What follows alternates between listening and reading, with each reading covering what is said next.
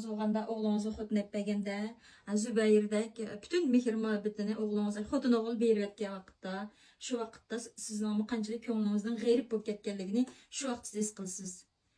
Zübeyir o'zi shunda undan balam bu. Lekin endi yangi to'y qilgan kun shundaqmi, bu balasal anasını unutib qoldi. Şuna bir bize kayıp qaldi mencha abiyat yoqi. Sizin to'g'ri tushuning, sizning onu ana o'g'il vaqtida, meningdek bir mushta bir o'g'ilni cho'ng qilgan vaqtida meningki hozirgi hissiyotimni shu vaqt tushunasiz siz. Endi sizlar yangi to'y qildinglar deb menga yaqinmidim, normal ahvol yangi to'y qildi bu bola deb to'g'ri. Bu o'g'lim sizni asrash kerak, sizga kuyinish kerak. Uni ajab bek asrab kuyinib ketdi degan yerim emas, lekin meningdek bir onasini balig'ini unutib qolsa bo'lmaydi. Bir qılda anasını tutup mansa, bir qılda sizin tutmayan ben oturda lilla mansa. Hem işte Allah xotun, yegin ay xotun, ki ay xotun dep siz bilen qalsam bu yerda bir böcekte anası qarab tursa, anasıga perva qilmasa, ama anoğa adamning ko'nglimi naydi bir o'g'ilga xotun etpeganligi shunchalik zil nozik bo'lib ketgan. Har qanday ish harakat gap so'zlarga diqqat qilgan bo'lib qolgan adam. Hey, bu bolamning esidan men ko'tarilib qolgan tuğa o'xshayman bir xotunni epla deb ko'nglim haqiqatan yerim bo'ldi bolam meningki. Şu toy qilib bo'lgandan keyin bize şu jiq ishlashtiramiz ya.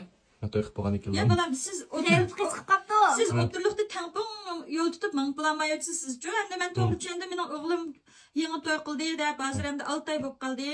Sizlarga men onangizning borlig'ini unutib qolmang. Birinchi o'rinda xotiningizni qo'yib olmaysiz, birinchi o'rinda onangizni qo'ysiz. Har qanday vaqtda.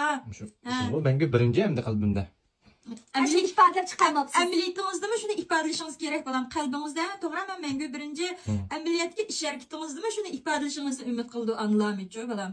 Anlam balalarning mehr balalarninki o'z balarining mehr muhabbatiga muhtoj bo'ldi bo'lgan odammi. Endi bütün kuyunishingizni, bütün mehr muhabbatingizni xotiningizga beraversiniz. Xotiningizga kuyinsa anoga adam ish chiqib ketganlar aka. Anda deb turasang bo'lmaydi.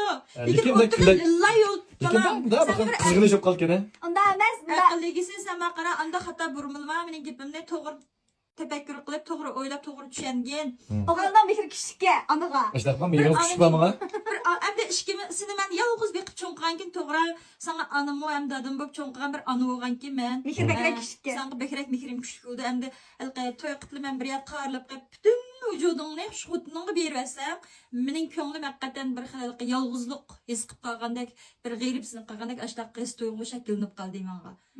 Sizin kalınız demiş ki yagan yolguz kalmaya degan xiyal payda olup o'sha deysiz doim ras. Çünkü üçümüzden bo'lgan ekan. Nima deb demayman da, nima deb Bakmay taş ütse degende gap Ay baksa. mana uni demedim men. Biz opini ahirinde dabam digilini dashta gap bo'ladi. Kila qismini tartaqimiz ashna.